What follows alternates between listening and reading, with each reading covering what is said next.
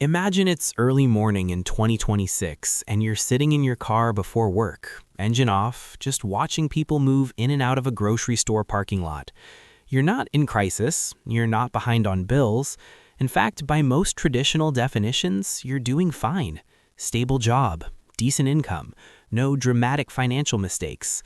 And yet, there's this low, persistent hum under your life, a quiet awareness that everything costs more effort than it should. Not just money, effort.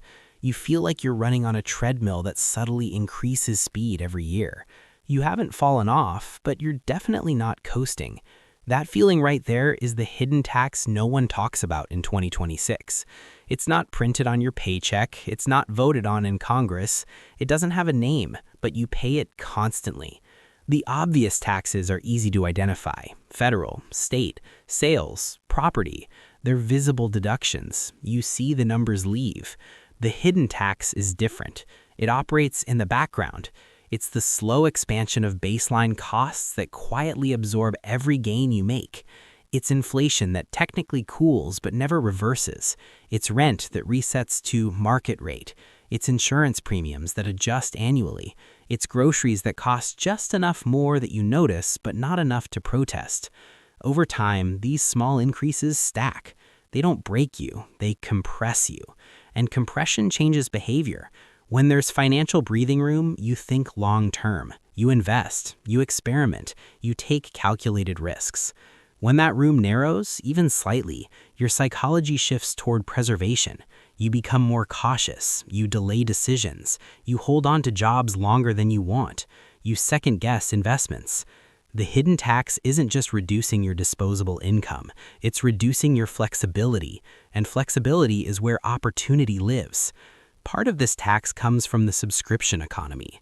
In the past, ownership was common. You bought software once, you owned movies physically, you paid for a service and it ended. Now nearly everything renews: entertainment, productivity tools, cloud storage, security systems, meal kits, memberships. None of them individually feel expensive. $10 here, $15 there, but they are perpetual. They don't disappear next month. They stack quietly into permanent fixtures of your budget. The shift from ownership to access created convenience, but it also created continuous obligation. Continuous obligation is profitable for companies. For individuals, it means your financial baseline rises without a ceremony announcing it. Then there's algorithmic pricing. In 2026, prices are less fixed than they used to be. Airfare shifts hourly, hotels adjust dynamically, rideshares surge automatically. Even online products test multiple price points based on user behavior. The market no longer waits to reprice annually, it reprices in real time. That fluidity maximizes revenue extraction. You experience it as unpredictability. You can't anchor to stable expectations because stability itself has been optimized out.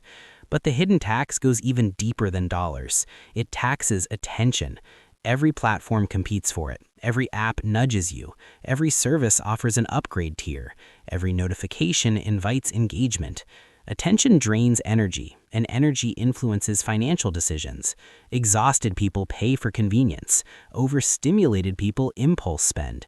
Busy people outsource small tasks for a fee. None of this is irrational. It's human. The economy has adapted to human bandwidth limits and monetized them. The more overwhelmed you are, the more valuable convenience becomes, and convenience is rarely free. There's also lifestyle escalation, not because you're reckless, but because standards have shifted culturally. What was once considered comfortable is now considered basic.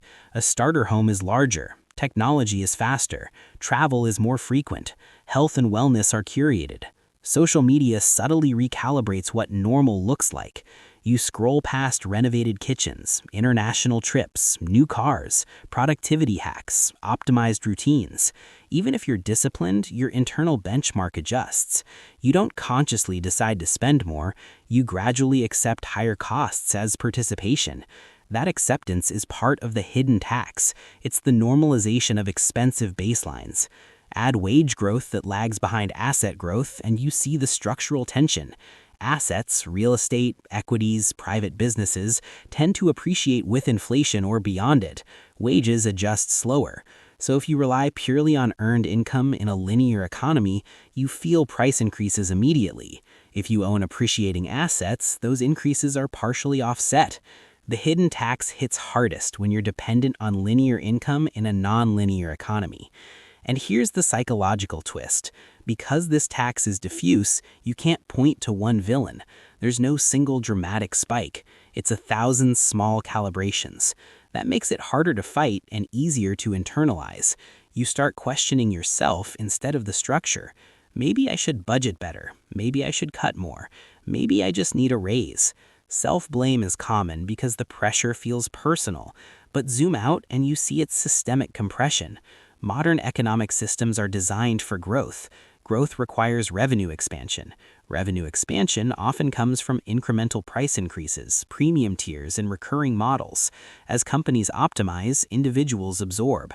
It's not conspiracy, it's incentives. But incentives at scale create atmosphere. And in 2026, the atmosphere feels dense. Here's the realization that changes everything. The hidden tax is most painful when your life is engineered at full capacity. When your income and obligations are tightly matched, every small increase feels threatening. But when there's margin, real, deliberate margin, the same system feels manageable. The difference isn't income alone, it's structure. A person earning $90,000 with low fixed costs and growing assets can feel calmer than someone earning $150,000 with maximal commitments. The hidden tax exposes fragility, not just scarcity. And that's the perspective shift. The goal isn't to eliminate every invisible cost. That's impossible in a dynamic economy. The goal is to design a life that doesn't operate at its limit, to resist upgrading every time income rises, to prioritize ownership where possible, to build assets that move with inflation instead of chasing it, to create optionality so that price fluctuations don't dictate your emotional state. In 2026, the hidden tax no one talks about isn't just financial extraction, it's the quiet erosion of breathing room. It's the normalization of constant outflow. It's the subtle trade of flexibility for convenience. But once you see it clearly, something shifts internally. You stop measuring success by how much you can afford. You start measuring success by how little financial noise disturbs you. Because real wealth isn't immunity from costs, it's insulation from stress. And the less reactive you are to the system's constant recalibration, the more control you actually have.